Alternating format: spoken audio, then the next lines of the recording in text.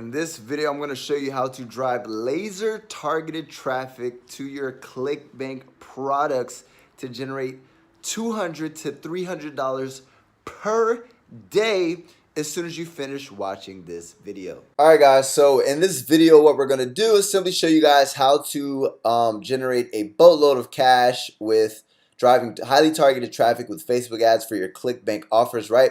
So in this example, I usually don't do travel, but I just wanted to do it for this example just to show you guys that you guys can do it with anything, right? So the first thing is you want to go to the marketplace. You want to pick a category. And then once you pick a category, you want to go ahead and find an offer. Once you find an offer, you're simply going to go ahead and press promote, right? So just to show you what the sales page looks like, this is what the sales page looks like. And then what you're going to want to do is you're going to want to go ahead and press promotes, right? Now 75% commissions, and we're going to go ahead and create our ClickBank link. And then we're going to copy this, and then we're going to go ahead and actually add this to a bit.ly link. Now, I did this ahead of time for time's sake, right? So here's my actual link that I'm going to be doing for this actual offer right here. The hidden airline loopholes that lets you book $1,000 flights for $20 or less. Now, guys, just a forewarning. If you guys run Facebook ads and they approve your ad with a direct link, meaning if I was to go ahead and actually use this direct link on my Facebook ad, there's a high possibility that you will get your ad account shut down. So what I would highly recommend is using something like ClickFunnels. Once you use something like ClickFunnels, you can actually put a capture page capturing emails in front of this page, right? Which is not only going to allow you to do email marketing, but number two, it's going to go ahead and lessen your chances of actually getting your advertisement account shut down. Now, do your own research, do your own due diligence, make sure you actually look into the Facebook rules, regulations, and guidelines, right? That's not my job to do that for you. We're everybody's big boys and big girls here, right? Now, once we have our link and we have our offer, next is the actual advert, right? So there's three things that we're going to do. We're going to create a campaign, then we're going to go ahead and create an ad set, and then we're going to go ahead and create the actual ad, right? So the campaign name is going to be, I'm just going to say traffic ad, and then we're going to put free flights, right? And then next, what I'm going to do is I'm going to go ahead and do a campaign objective is going to be traffic, right? We're going to do auction, and then we're going to go ahead and save to draft, right? So now we have a campaign that is ready to get started. And now that we have the campaign, the next step is the ad set, right? So that's the easiest part. Now we want to go to the ad sets, right? Now it's time to actually create an ad set. Now, people who are interested in cheap flights, what might they be interested in, right? The people who would be interested in this would be people who are interested in flying a lot, right? Now, me personally, I'm a digital nomad, right? So I take a lot of flights. So what I'm going to do, we're not going to give the ad set a name yet. We're going to go ahead and actually edit the ad set, right? Daily budget, you always want to start at $5, right? $5 per day. And the objective, guys, is to get this in front of a targeted audience, right?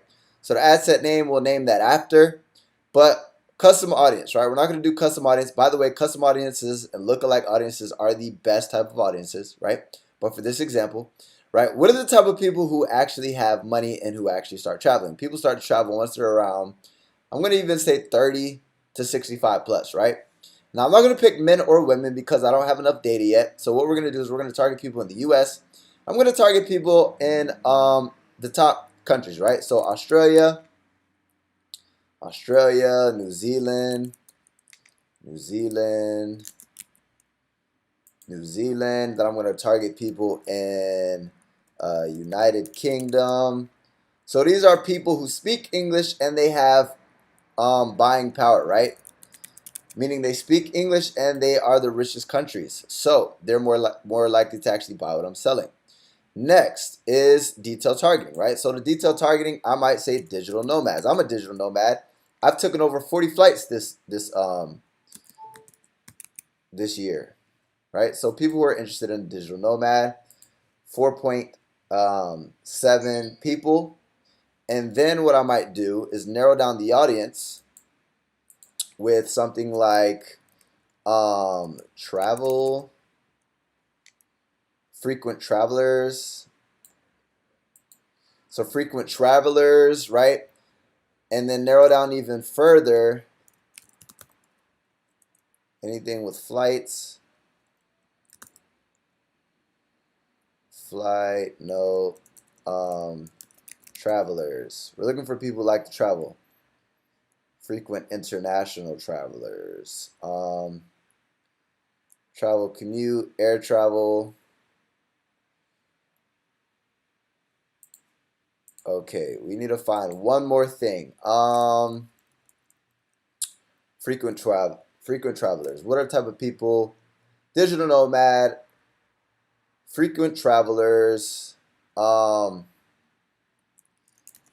just gonna find something in travel. I'm just gonna keep on looking down. Travel photography, time travel, travel consultant, travel channel. We're just gonna see if this works. Frequent international travelers. So that narrows down my audience to 350,000 people. And what we're gonna do is we're gonna name the audience, right? So we're gonna put travelers from 35 to 65 plus, and we're gonna put men and women. Right? Now guys, the objective is, if your first ad does not work, is to target multiple people, right? So we're not going to save the audience, but we are going to go ahead and edit placements. And what I want to do is I want to only do feeds. And I'll do Instagram, but I'm not going to do Messenger, and I'm not going to do audience networks.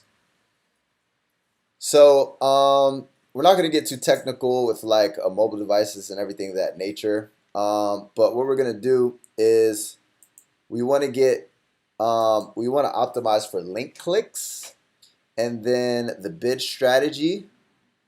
There is none. And when you get charged, we want to do cost per click. We don't want to get charged for impressions. And then next is the actual ad. So what I'm going to do is edit, and I already have what we're going to do. What I would do, guys, is for the actual fan page, I would create a related fan page, right? But for this example, I'm not going to. And then what we're going to do is we're going to do an image ad, and the objective, guys, is, hold on, let me actually upload an image. I recently created one, and if you guys want to know how to create these images, go to canva.com. I literally just swipe this off of Google, and then I have this red arrow, which is basically pointing at this Louis bag, which basically just builds curiosity. People have no idea what the heck it's pointing at, right? But I'll basically break down the importance of it once I finish actually creating the advert. So next important thing is going to be the actual headline. So we're going to break this down in a second. So headline, and then text.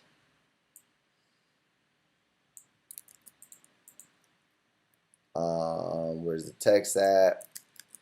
And then the description.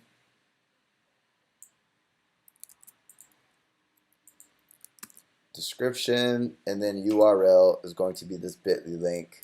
Now guys, as stated before, I would highly recommend not direct linking. I would definitely advise you to, if you're going to do this, I would highly recommend, hold on.